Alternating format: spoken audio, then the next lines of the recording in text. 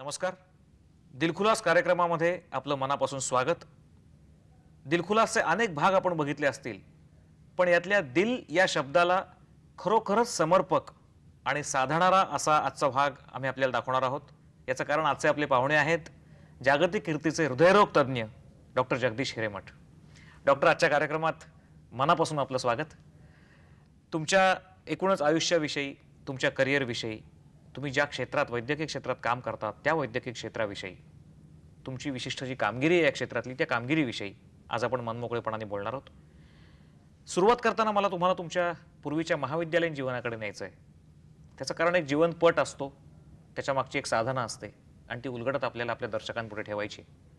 म्हणून मी सुरुवात तुमच्या सुरुवातीच्या काळापासून करतो. या महाविद्यालयीन जीवनामध्ये तुमची पर्सनॅलिटी किंवा तुमचं व्यक्तिमत्व जर लक्षात घेतलं तर खरं तर तुमच्या डोक्यात काहीतरी वेगळं मोहमयी दुनियेत जाण्याचं असं काहीतरी स्वप्न असायला हवं होतं. तुम्ही या वैद्यकीय क्षेत्राकडे कसे काय आलात? खरं तर घरातलं वातावरण हे त्यातलं महत्त्वाचं कारण आहे. मी 7 भावंडामधलं 7वं भावंड होतं आणि घरामध्ये सगळेच जण, वडील इंजिनियर, दोघे भाऊ इंजिनियर, बाकी अजून 2 भाऊ इंजिनियर्स. या सगळ्या प्रवासामध्ये मी दुसरं काही होऊ शकेन म्हणजे ते एक पठडीतलं होतं त्यावेळेला की इंजिनियर किंवा डॉक्टर यापैकीच काहीतरी होऊ शकतो आपण. या पठडीतनं जाऊनच मी खरं तर झालो. खरं तर माझा स्वभाव असा आहे की कदाचित मी घरातलं वातावरण तसं नसतं तर निश्चितच दुसऱ्या कुठल्या तरी मोहमयी दुनियेत गेलो असतो. पण घरातलं वातावरण खरंच असं होतं की ज्याच्यातनं मी सगळ्यांचं अनुकरण करत करत, अभ्यास करत करत झालो.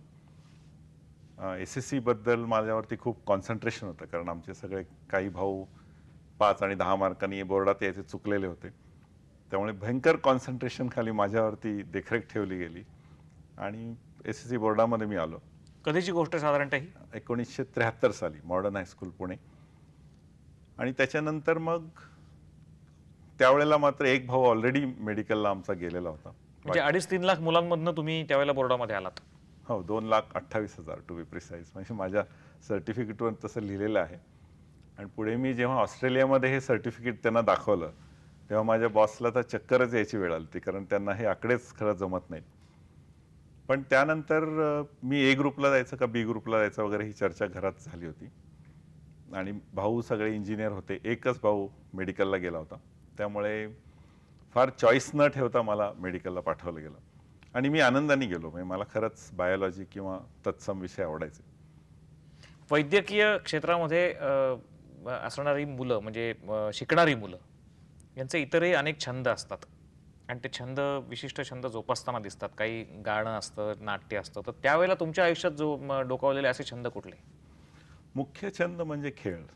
अतिशय मी एव्हिड असा खेळाडू होता असं म्हणू की सर्व खेळ आम्ही सगळेच भाऊ खेळायचो. कॉलनीमध्ये, गल्लीमध्ये क्रिकेट खेळायचो.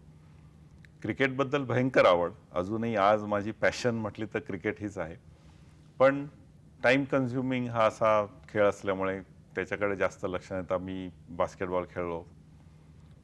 पण मुख्य मी तुम्ही म्हणाला तसं की आवड सगळी जास्त छंदही खेळांची होती. मेडिकल कॉलेजला गेल्यानंतर तुम्ही म्हणाल तसे खूप ॲव्हेन्यूज ओपन होतात. तिथे लोक एक्स्ट्रा करिक्युलर ॲक्टिव्हिटी भरपूर करतात. मग त्या 5.5 वर्षाच्या काळामध्ये मी इतक्या एक्स्ट्रा करिक्युलर ॲक्टिव्हिटी केल्या की अभ्यास केला की नाही असा सुद्धा प्रश्न कधी कधी लोक मला विचारतात. पण मग त्यावेळेला मग पहिल्यांदा थोडं स्टेजवर जाणं, ऑर्केस्ट्रामध्ये अँकरिंगचा रोल करणं किंवा सेक्रेटरी होणं, बॉल गेम सेक्रेटरी होणं वगैरे अशा सगळ्या गोष्टी मी करत होतो. इलेक्शन्स लढणं, पाडवणं लोकांना, हे सगळं मेडिकलच्या काळामध्ये केलं. तुम्हाला या काळामध्ये तुम्ही बास्केटबॉलच का खेळत होतात हा प्रश्न विचारायचं धाडस मी करणार नाही. याचं कारण 6 फूट 4 इंच उंची असल्यानंतर दुसरा कुठलाही खेळ पहिल्यांदा मनात येणं हे सामान्य माणसाचं शक्य नाही अजिबात आहे. पण बास्केटबॉल सुद्धा मला वाटतं तुम्ही बराच काय खेळात आणि महाराष्ट्राकडूनही तुम्ही रिप्रेझेंटेशन केलेलं होतं. हां, त्याची मुख्य कारण मॉडर्न हायस्कूल. आमची शाळा 19 वर्ष सतत अजिंक्यपद घेत होती. त्यामुळे मॉडर्न हायस्कूलचा मुलगा बास्केटबॉल खेळतो ह्याच्यामध्ये काही फार नवल असं नव्हतं. आणि अर्थातच हाईट असल्यामुळे मला त्याच्यामध्ये खरं तर ओढलं गेलं बास्केटबॉलमध्ये.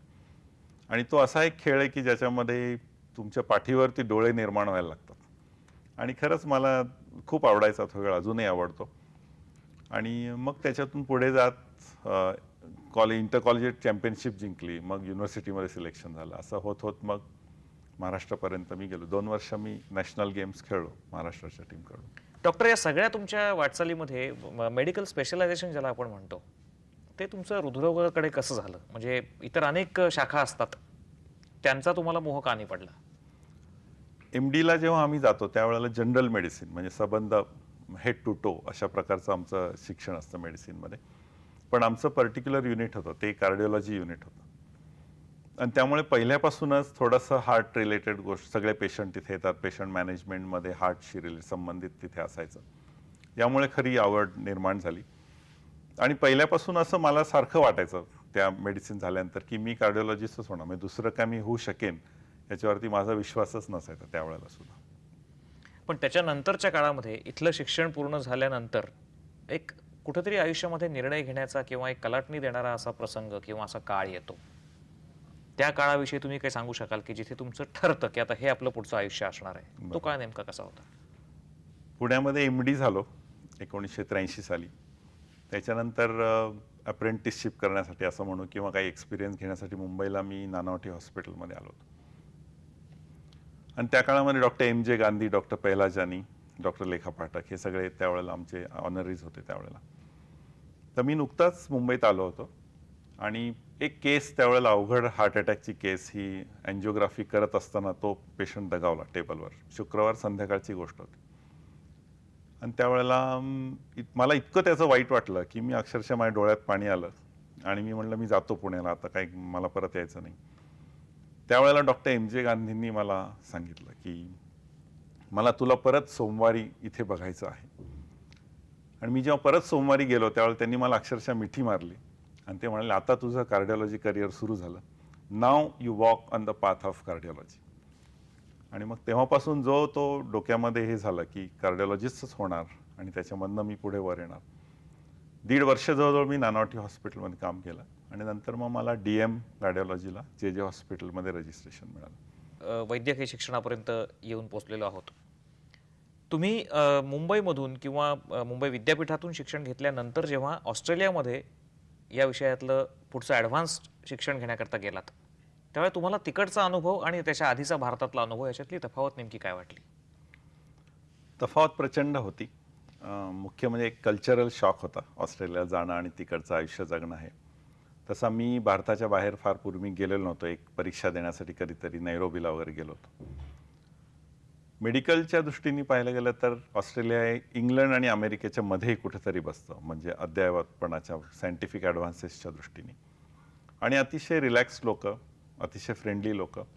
आणि हा माणूस परत आपल्या देशात जाणार आहे त्यामुळे माझ्याशी नीट वागायचे ते सगळे लोक. मी तिथे राहणार आहे असं कदाचित त्यांना वाटलं असेल, तर कसे वागले असते माहिती नाही. पण खूप त्यांनी प्रेमाने वागवलं, खूप चांगलं शिकवलं. आणि अँजिओप्लास्टी ही तर त्यावेळेला अजून भारतात जस्ट यायला लागली होती. आणि इथं DM कार्डिओलॉजी करत असताना एकच आम्ही अँजिओप्लास्टीचं सेमिनार पाहिलं. त्यासाठी पण कॅनडातनं डॉक्टर आले होते.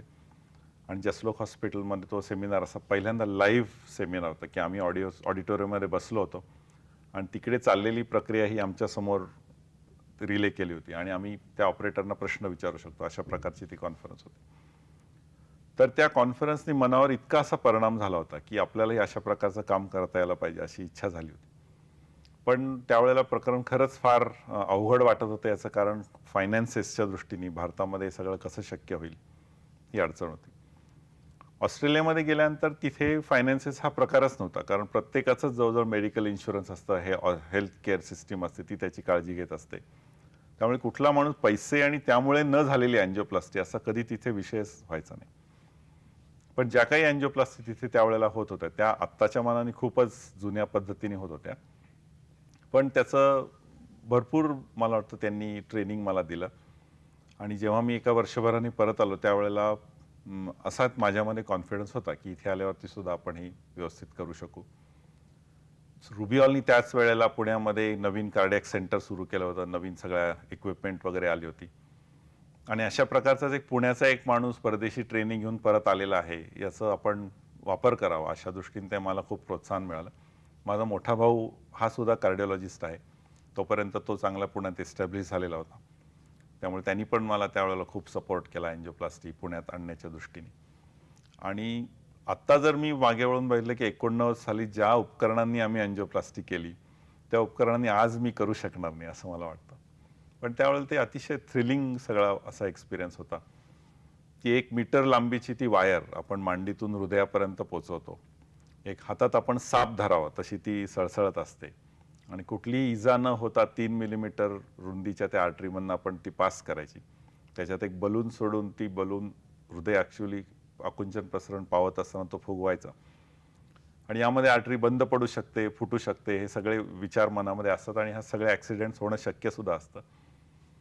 पण हे सगळं होत असताना जो थ्रिल, जी क्रिएटिव्हिटी आणि कदाचित घरातल्या कर्त्या पुरुषाला परत त्याच्या पायावर उभा करण्याचं जे मानसिक समाधान होतं ते पैसे वगैरे या गोष्टी सगळ्या गौण होऊन जायचं त्याच्यापुढे. मग एखादा माणूस म्हणला की माझ्याकडे नाही आहे तर मी कदाचित आम्ही सगळे म्हणून कॉन्ट्रीब्यूट करून त्याच्यासाठी अँजिओप्लास्टी करत असू. त्यावेळेला 1994 नंतर मात्र तंत्र बदललं. स्टेंट्स जे स्टेनलेस स्टीलचे स्प्रिंग्स असतात त्या आम्ही बसवायला लागलो आणि मग अँजिओप्लास्टी खरं तर सोपी झाली. मी आजकाल ती अशा परिस्थितीत आहे की ॲव्हरेज स्किल असलेला माणूस सुद्धा अँजिओप्लास्टी खूप छान करू शकतो.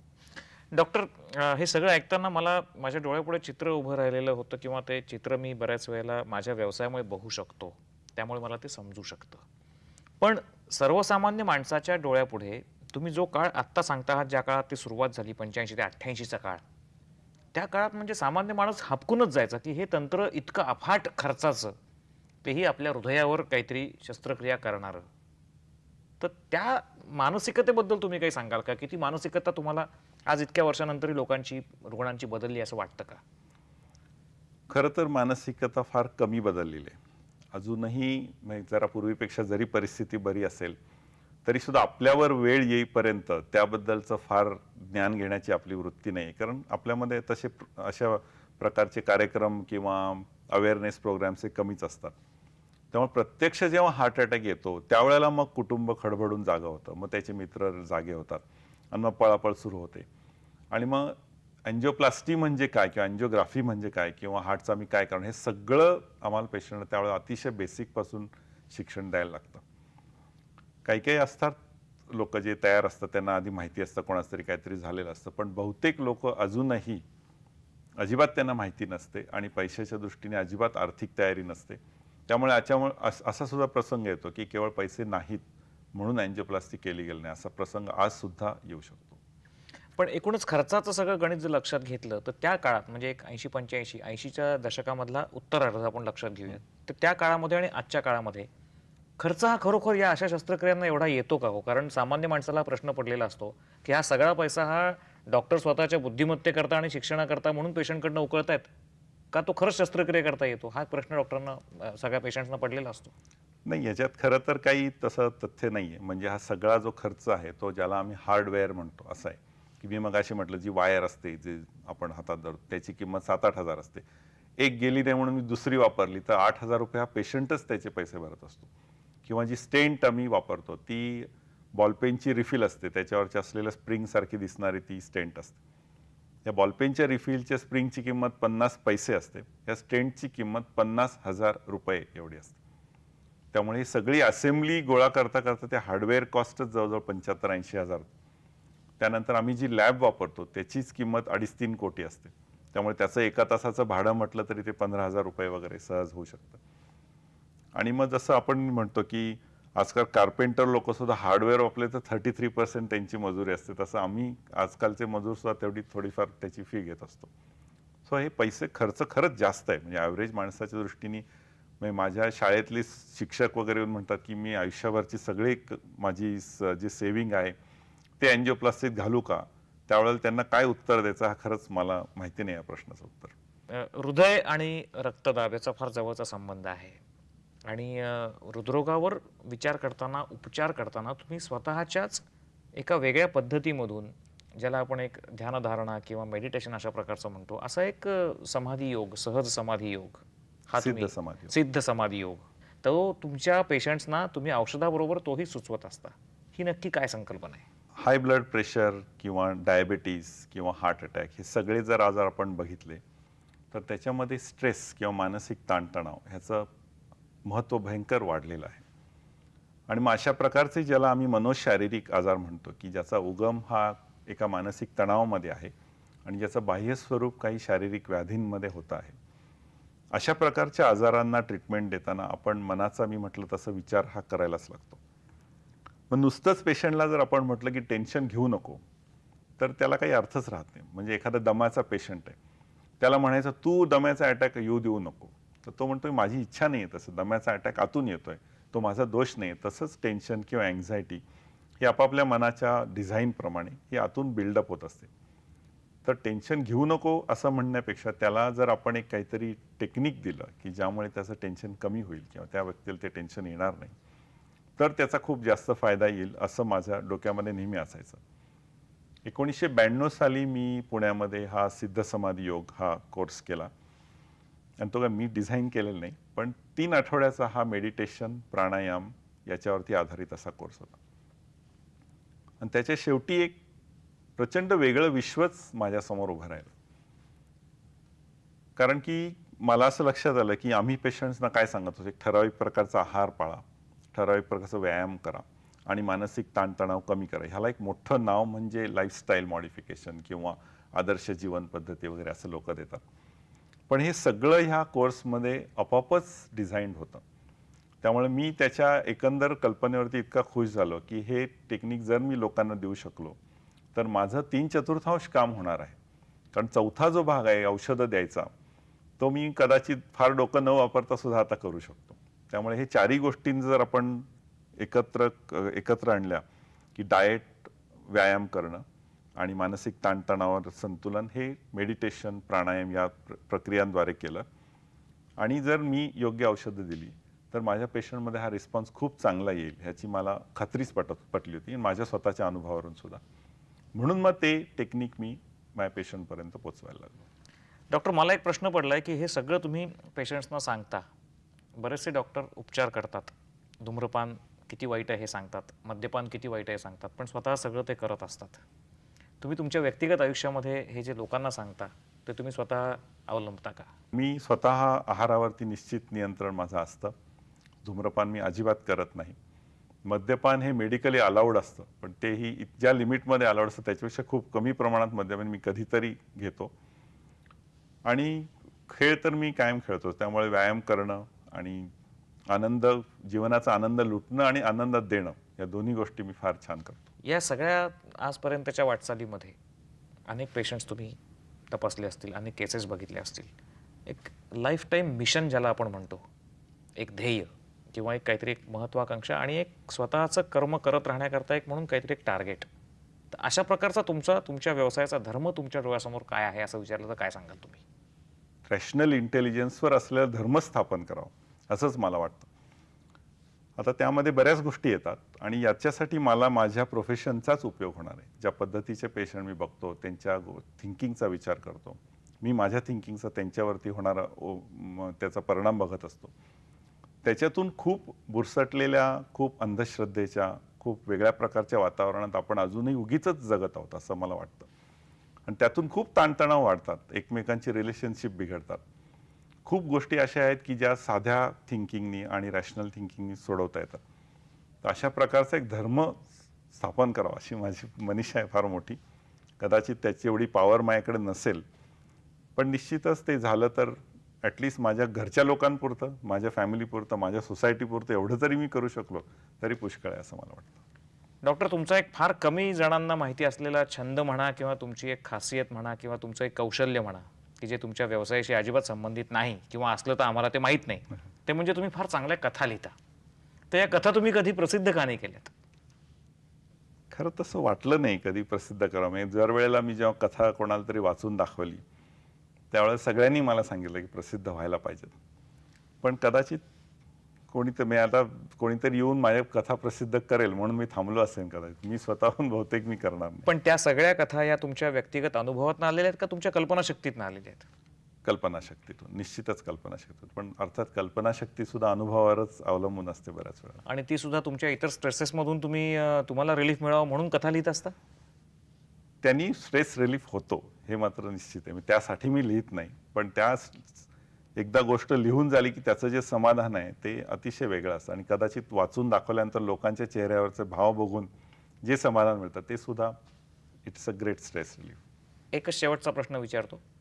आत्ता सध्याच्या काळामध्ये ज्या प्रकारचे पेशंट्स तुम्ही बघताय, ज्या प्रकारचे ताणतणाव वाढतायत आजूबाजूच्या जगात, लोकांवरचे, लोकांच्या मनावरचे, त्या काळात लोकांच्या अवेअरनेसबद्दल तुम्ही काय सांगाल की याच्यामध्ये निश्चित काय त्वरित होण्याची आवश्यकता आहे? या आजाराचं प्रमाण म्हणजे हार्ट अटॅकचं प्रमाण प्रचंड वाढत आहे हे आपल्याला कळायला पाहिजे की 2022 साली 42% भारतीय जनता ही हार्ट अटॅकच्या आजाराने आजारी होण्याची शक्यता असं ICMRचं भवितव्य आहे. अशा ह्याच्यामध्ये आपण त्याच्या प्रिव्हेन्शनसाठी म्हणजे तो प्रतिबंध करावा म्हणून त्याच्यासाठी जागरूक व्हायला पाहिजे. यामध्ये या सगळ्या गोष्टी येतात की आहार पाळणं, व्यायाम करणं, ताणतणावावरती मिळते. पण सर्वांनी आपलं मेडिकल इन्शुरन्स करून घेणं अगदी जरुरी आहे. कारण की हा आजार काही सांगून येत नाही. अचानक रात्री आम्ही म्हणतो की आता 1.5 लाख रुपये उभं करा तर आम्ही तुम्हाला अँजिओप्लास्टी करू शकतो, याचा जीव वाचवू शकतो. अशा वेळेला बहुतेकांकडे पैसे नसतात. जर मेडिकली इन्शुअर्ड हा माणूस असेल तर आम्ही त्यांना निश्चित चांगली ट्रीटमेंट देऊ शकू. म्हणून ह्या प्रकारचा विचार करून मेडिकल इन्शुरन्स आपला करून घेणं हे अतिशय महत्त्वाचं आहे. डॉक्टर, तुम्ही आज आमच्याकडे आलात आणि खरोखरच दिल या विषयावर दिलखुलास चर्चा आपण केली. तुमच्या व्यक्तिगत आयुष्याविषयी बोललात, वैद्यकीय मतं व्यक्त केलीत, त्याबद्दल आपल्या मनापासून आभार. आणि आपल्या भावी कारकिर्दीकरता आपल्या हातून असेच हजारो लाखो पेशंट बरे होत आणि त्यांना नवसंजीवनी मिळो त्यांच्या जीवनाला, अशी शुभेच्छा मी व्यक्त करतो. इथं आल्याबद्दल मनापासून धन्यवाद. नमस्कार.